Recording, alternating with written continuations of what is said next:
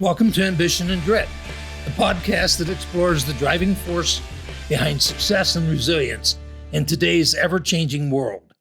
I'm your host, Dave Liniger, and in each episode, we dive deep into the stories and strategies of extraordinary individuals who have faced adversity with unwavering ambition and grit. Today, I am thrilled to have Dorie Clark, a leading expert in personal branding, join me for a compelling conversation.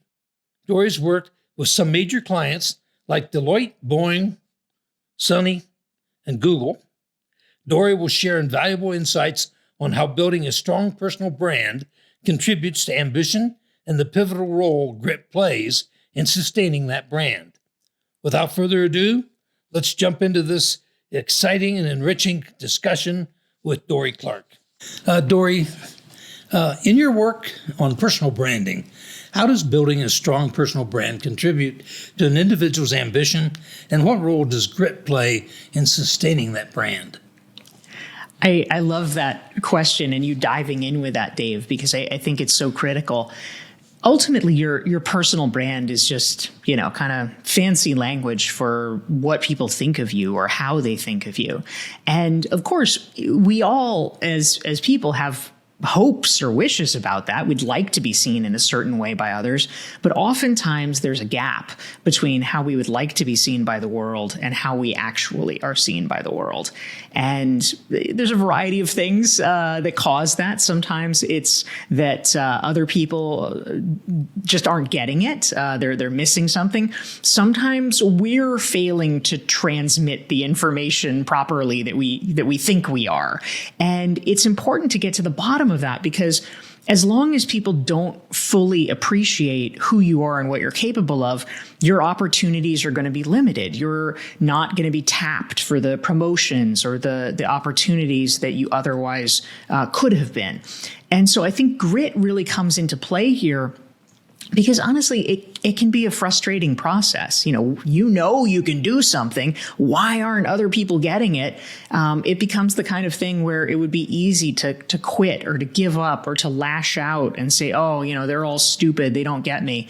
But instead, I think it's really a process where we have to start with first principles and say, okay, if they're not getting me for some reason, I need to really solve this problem. I need to figure this out, because until I do, it's going to be hindering my ability to make the contribution I really want to. That makes a lot of sense. Dorie, you've successfully navigated various career transitions. How did grit and ambition play a role in those transitions, and what advice do you have for individuals considering a significant career change? Well, thank you, Dave. I think for almost everybody that has been around the block a few times, you really have to embrace grit and resilience.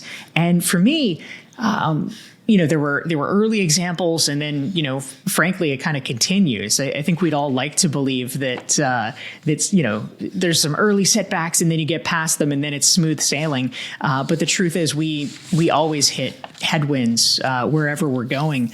Early on, one of the challenges that I faced and had to overcome was it really took me, frankly, quite a while to find my way into my ultimate career path. I thought I was going to be a professor, and so I got a master's degree, and I was going to go on to doctoral studies, but I ended up getting turned down by every single doctoral program I applied to. So I had to come up with a different plan. So I said, okay, I'll become a journalist. And I did, and that was great. And then after a year as a journalist, I got laid off, and I couldn't get any other journalism jobs because the industry was contracting. So I then went to work in politics, and all my candidates lost.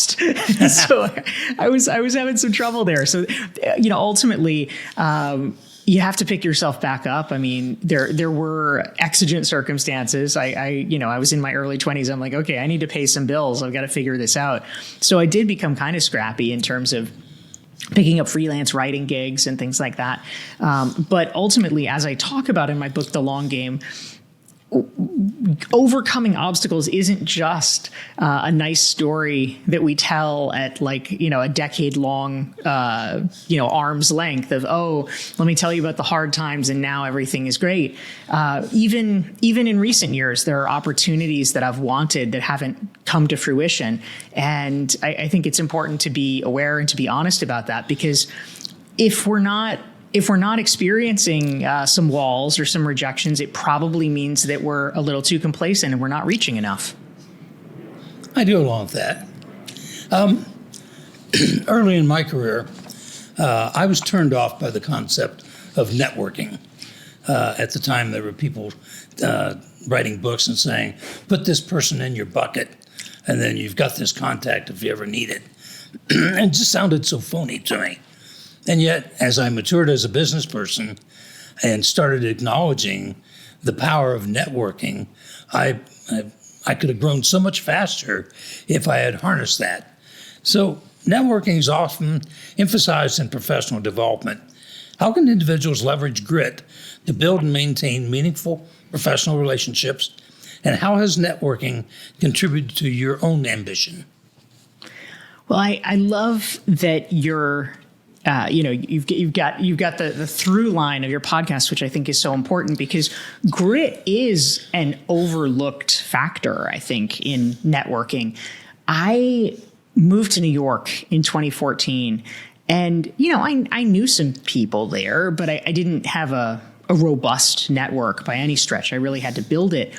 And something that I realized early on, which was, both annoying and humbling, because we would like people to be better, is that it took a minimum, I would say on average, of 3 invitations extended, sometimes up to 5 invitations extended, for people to reciprocate those invitations. People are busy. And that is true. And many people don't think of themselves. They don't really identify as an organizer, a connector, somebody who does things. Those are all just realities. I wish it weren't true, because honestly, I find it rude. I think that people's mothers would be embarrassed of them.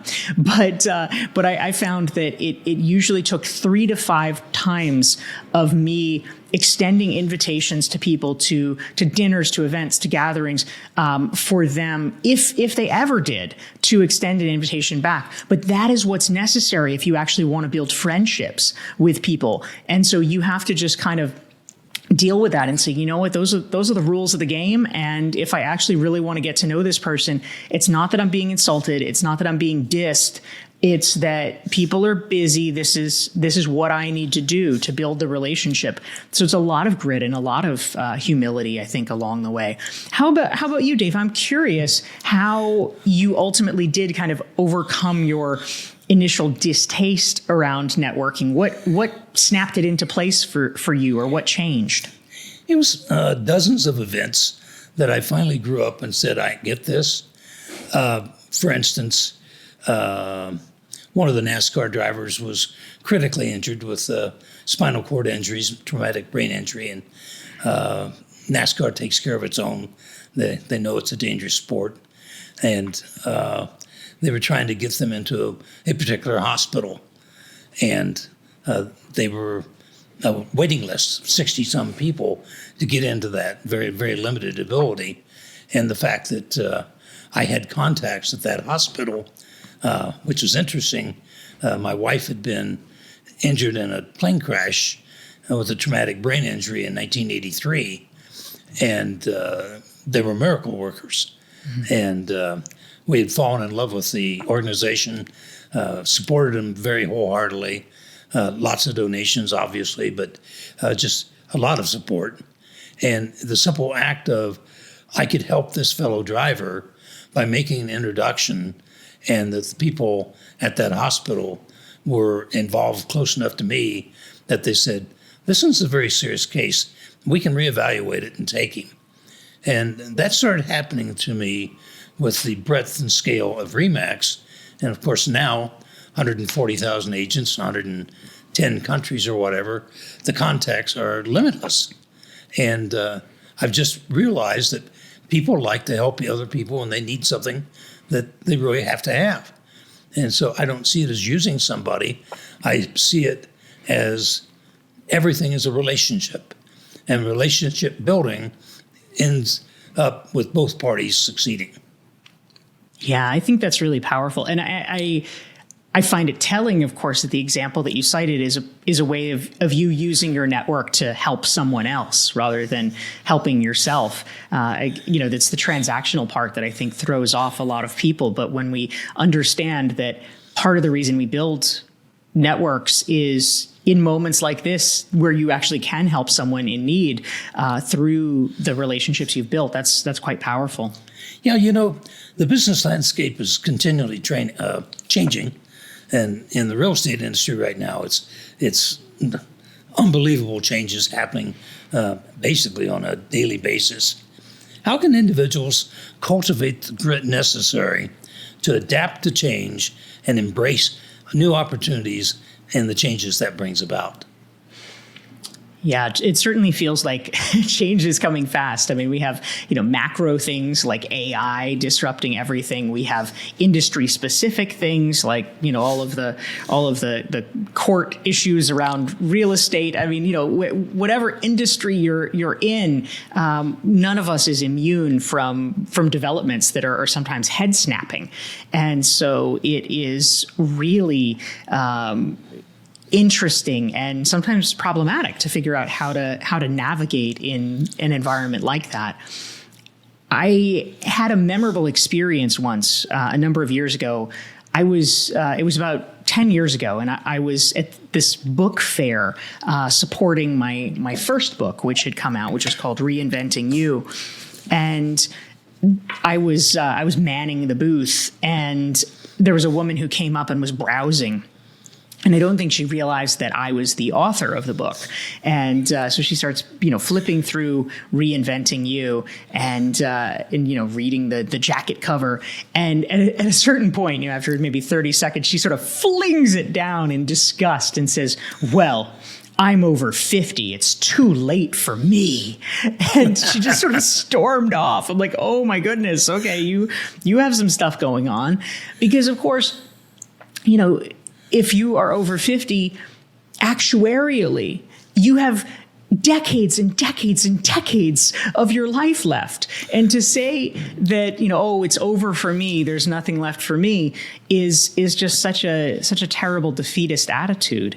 And so I think that we need to straddle a couple of realities. I mean, one is that the way that we've done things in the past probably will change, and in some cases needs to change. Maybe there are better ways of doing things, but it's also true, that if we hold it lightly, if we understand that, of course we can figure it out. It's ridiculous to pin our identity to a specific way of doing things. I understand it's true that there are some architects, for instance, that, the pride of their life was their ability to hand draw things. And once computerization came in, well, I don't want to do that. That's ridiculous. Of course, those are architects that are not working now. But if we hold the techniques lightly and are able to step back and say, yes, but you can create more, you can create faster, you can create different things, and you're still creating the strategy behind these amazing new buildings, it enables you to preserve your identity and maybe even do more. So I think that's really the idea, is how can we not cling too much? To take a little step further, speaking of reinventing you, how can individuals summon the grit to reinvent themselves professionally? How do they find the strength or capacity to say, okay, I can change? Yeah, grit is so important here because, one of the things that I unearthed when I was researching Reinventing You that makes sense, I guess, once you articulate it, but was nonetheless a bit of a surprise for me when I kept hearing these stories, was oftentimes when we're in the midst of a reinvention, we assume, just kind of casually, that the people closest to us will be the biggest supporters of our reinvention. And it turns out that's often not the case. A stranger is not invested. A stranger doesn't care. Oh, okay, Dave, you are, you're a businessman. Oh, you're a NASCAR driver. Oh, you're an astronaut. Whatever. They don't care. But your friends and family are very invested, and they often can be the most critical, and that's really hard to overcome. So I do think that it's important to be aware of that, because otherwise we can sometimes be blindsided when the people that we thought would be allies and advocates actually turn out to be critics, not out of malice, but because they think somehow that, they're helping us or they're being devil's advocates in useful ways. I understand that.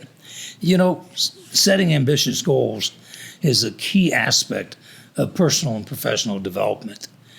How do you recommend individuals set and pursue goals that stretch their capabilities and at the same time keep them realistic? Yeah, it's certainly true that we can very easily overwhelm ourselves if we set the moonshot goal that then we keep never actually attaining. One of the things that has been important to me with my own principles around goal setting is just literally making sure that there aren't too many of them. Now, I know that's sort of a standard thing, limit them. You can't do 100 things, but I mean sharply limit it. Specifically, I try to do goals in 6-month increments rather than 12-month increments, because for me, that allows me a chance to either voluntarily re-up on the goal if there's more to be done or if I want to continue with it, or to change to something else. But ultimately, aside from what I would call the sort of day-to-day maintenance activities that have to happen, answering emails or paying bills or things like that, I try to set one personal and one professional goal per 6-month period. And that's it. That I would say that becomes the focus above and beyond the day-to-day tasks.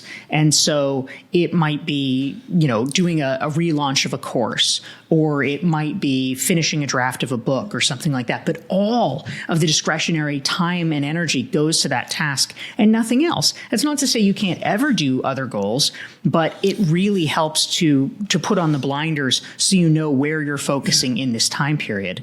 I'm curious for you, Dave, how do you think about goal setting in your world? I think it's systematic. I first figured it out by a famous book by the name of Think and Grow Rich. Yes. And I've read it 50-some times in 50 years. Wow. Half of the book is worthless, but a few pages are absolutely worth their weight in gold. And it was basically, you have to set yourself an achievable goal, and the word is achievable. The second thing is write it down, make it an obsession, build a blueprint, get yourself a mastermind group that will encourage you in your endeavors. Periodically follow up and say, where am I going? How am I achieving this goal? And just basically never, ever quit. And it's an interesting aspect, not to put the light on me, I want to interview you, but to put it in perspective, when I woke up coming out of my coma after 3 months, I had the mental ability of a 6-year-old, and the psychologist would ask me, do you know where you're at? What city? What's the name of the hospital? Do you know who the President of the United States is? And I started getting it a little bit more and more, and eventually cheated. I put the answers on the ceiling with my kids, and I'm laying in the bed, and I knew where they were. I think the doctors knew I was cheating, but that's okay. So I'm laying there, and they did all these nerve tests, and they said, we're sorry to tell you this, but it's impossible at your age. You're never going to get out of the condition you're in. And that we're here to teach you that there's always hope, but we're going to teach you how to cope with what has happened to you. And I said, nonsense. Get this straight. I'm going to walk out of this hospital. And they said, the nerve tests show you never will. Wow. And I said, I don't care what the nerve tests tell you. I'm telling you, I've succeeded at everything I've tried in my life, and I've failed many times on the way, but I never quit. And you're going to kiss my butt and say congratulations. I worked harder than anybody in that hospital in history, and they still brag about it. I went through so much pain. I had to figure things out. They had to do me with braces, whatever it was. But The day did come. I went home a quad. I came back for outpatients 6 days a week, 10 hours a day. And I worked out every night at home and every day on Sunday. And the day came when I started to be able to walk with double crutches. And then I could walk with a cane with braces. And then I could walk with a cane with no braces. And I threw a party at the local steakhouse. 200 and some of my caregivers had, including 8 sets of different doctors. And I was in my electric wheelchair, and I said, I owe you an apology. My language was uncalled for. I'm a bit rough on the edges. And I promised you that I would walk out of that hospital. And they all nodded and smiled. And I said, well, I didn't make it by the time I got out, but I can walk across this room now. And got up with my cane and walked across the room, and the doctors cried. Wow, that's amazing, Dave. So when you start talking about goal setting, that's the difficult part, is finding that mentoring group that'll help you. And if my spinal cord had been totally separated, I wouldn't walk. It's just scientific fact. But as it was, I had extraordinary nerve damage, and I worked my way through the pain. So many ambitious individuals grapple with imposter syndrome. How can one overcome self-doubt and continue pursuing ambitious goals, especially when they have these feelings of inadequacy? So I'm always fascinated by imposter syndrome because, what tends to cause it, or exacerbate it at least, is looking around at people who are further ahead than you, people that you admire, and say, oh, they're so amazing, they're doing so well, I could never do that. And it's true, there are many amazing people doing amazing things. But the first thing to recognize is that most typically, the people that you're looking at and admiring have actually been doing it much longer than you. It's really not fair to compare yourself, if you've been doing something for a year or two, to somebody who's been doing something for 20 years. You will be better in 20 years. You will absolutely be better. But it's a tough comparison when you're trying to go head to head with somebody who has so much more experience on you. But I think that what we often forget, and I think, for me, I find this to be kind of helpful, is, okay, there are some people out there that, certainly are probably better than you. Okay, let's acknowledge that. There's 7 billion people in the world. There are a lot of people that are worse than you, and they're actually doing just fine. I mean, I think most of us have probably, seen a speaker or read an article in a magazine or something like that and said, I can do so much better than that. And the truth is, you probably can. And so the fact that that person is up on the stage, or the fact that that person made it into the magazine, actually is a great sign that you are capable of it too. If they can do it and they're not that good, then of course you can do it. So I think it's important to realize you don't have to be the best in the universe. Like, don't set an impossible standard, but you're probably pretty good, and you're probably better than a lot of other people who are succeeding. So let's lean into that instead. Awesome. You're recognized as a thought leader in your field. How does someone build a thought leadership platform, and how can grit sustain the position to get to that point? Yeah, you're touching on something near and dear to my heart, Dave. I've spent a lot of time really trying to study the question of how we can become recognized experts in our field, because I think it's so important. I mean, there's always a push toward commoditization. And if you are just, if you're perceived in the marketplace as just one of many, one of many coaches, one of many speakers, one of many realtors, one of many, whatever, then you might be able to do okay for yourself, but you're never really going to do that well, because your ability to earn income or to have business come in is just going to be kind of luck based. It's not going to be people seeking you out if you're just one of many. If you want people to seek you out and have business development be easy and fun and have people coming to you without you having to work so painfully hard at it, what's necessary is to cultivate an expert reputation in the marketplace. And so I've spent a lot of years developing a recognized expert methodology. And briefly, it consists primarily of three things, three levers that we have to push. The first one is content creation. Somehow we have to share our ideas publicly so that other people know what they are. That could be writing a book. It could be doing a podcast like this. It could be a video series. It could be speeches. Doesn't really matter. But what matters is that you're sharing your ideas publicly so that people know that they're yours and they know how you think. Number two, as we were talking about earlier, is your network, because you need advocates, you need people, who are ambassadors spreading the word. You also need people who are smart and out there in the field who can help make your ideas better.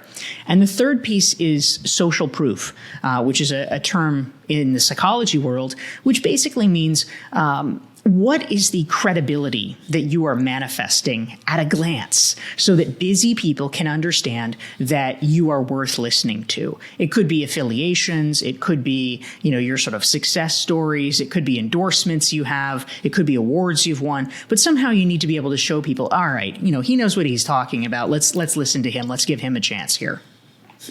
So I get away with that because everybody says, well, he's been in the business for 55 years. That's right. That's right. I mean, experience is a form of social proof. That's for sure. For sure. Grit often involves a willingness to learn and improve. How do you approach feedback, and how can individuals use constructive criticism to fuel their ambition? Yeah, this is such an important thing because, of course, nobody comes out of the womb knowing everything. We have to get feedback so that we can get better. For me, I think the most important distinction is understanding who we should be listening to and who we shouldn't. Because you can often get really off course because, there's a lot of people out there and everybody's got their opinion. But oftentimes it comes with an agenda. Maybe it's sort of a frenemy type person who kind of wants to tweak you or mess with you a little bit. And so a sort of typical rule of thumb that I have is if you didn't ask for the advice, then you don't have to listen. You don't have to listen to every rando on the internet. They probably don't know what they're talking about. But if the advice is coming from someone where you asked for it, and or they are someone that you respect, you admire, and you understand that they actually have standing to offer that advice. Okay, you want to be an entrepreneur? Well, Dave has been a very successful entrepreneur. That probably stands to reason he would know something about it. All right, I will listen to Dave. I think that those are the criteria we should be using. Otherwise, we tear ourselves up in knots when we are just focused on listening to everything from everyone. How do you think about feedback, Dave? When I first started RE/MAX, unfortunately, I did not have a formal education. I proved myself as a very successful salesperson and I think fairly decent at leading. And so those two roles were okay. I didn't know how to run a business.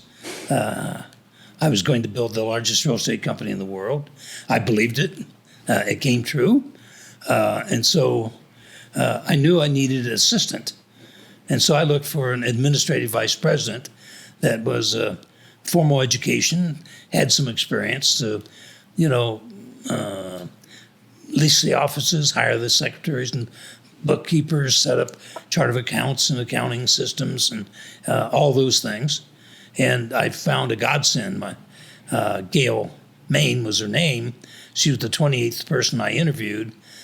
She was brilliant, charismatic, very, very confident in her ability. I knew 5 minutes in the interview, this is the one.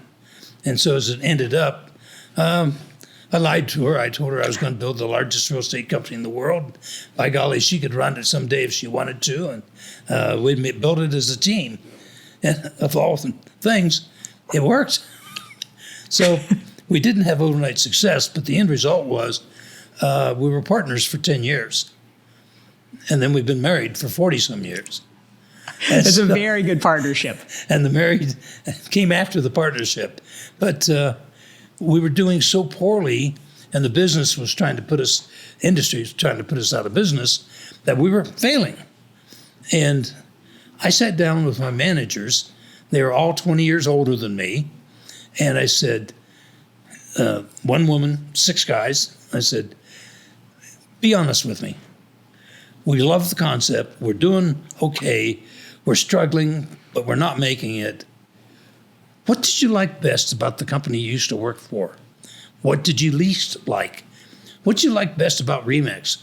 What do you least like? What do you like best about working with me as a leader? What do you least like? Teach me, tell me, show me through your maturity and your experience, show me how to grow up to be the leader you want me to be. And it was brutal. You better have thick skin, but I asked for it. It wasn't crammed down my throat. Yes. And I didn't just ask for it and say, okay. I wrote it down and I said, okay, this is what I got to fix. I can't fix 15 things at one time. What's the priority today? And because of that, I picked up in this continual feedback from the entire company for the entire time we've been here. And I'll tell you right now, every single great idea that has come out of this company has come from the field and hasn't come from the ivory tower. These are the frontline soldiers. They're the ones doing the job. And they're the ones that will bring you the ideas. Now, some are wacky. You've got to judge and figure that out as the owner. But some are absolutely brilliant. Yeah, that's great. I love that. Final question. What advice do you have for emerging professionals looking to cultivate grit and ambition early in their careers? And how can they position themselves for long-term success? I especially appreciate that question. In about an hour after we conclude our conversation, I'm actually doing another webinar where I'm presenting to a group of sort of young, emerging executive coaches about exactly this topic. So it's certainly dear to my heart. My most recent book is called The Long Game: How to Be a Long-Term Thinker in a Short-Term World. And I know from spending a lot of time thinking about that question that it's not easy, because pretty much all of the forces of the universe are pushing us in the direction of short-termism, short-term actions, short-term results, because it's something that gives you a result, even if it's not a great result, or even if it's not the result that you want. It gives you a result in the near term. You can see what it does. But it's also true that for some of the most important things that we want, building a reputation for integrity, building a lasting career that leaves a legacy, building successful relationships, and perhaps, of course, building something like you with a large entrepreneurial venture, or rising in the ranks of a company, whatever it is. These are things that just literally can't happen overnight. There's not a way to make the crops grow faster, even if we want them to. They just kind of do take time. And so for younger professionals, I think the good news is that if you have a pretty long horizon on your career, you can afford to take risks. You can afford to take bigger swings, because if it doesn't pan out, that's too bad. But you have time to try something else and to make it work. But some of the best goals that you can aspire toward are ones that take some time. And so being willing to invest for that means that if we keep our eyes on the prize, you actually can have kind of an amazing payoff, whether it is literally a financial one, or an emotional or reputational or impact payoff. And so understanding that can help us make the right decisions, even when there's a lot of pressure for short-term thinking. Well, that's awesome. Dorie, you're a fascinating person to talk to. I could listen to you for hours. I've only read part of one of your books, but I'm going to look at The Long Game.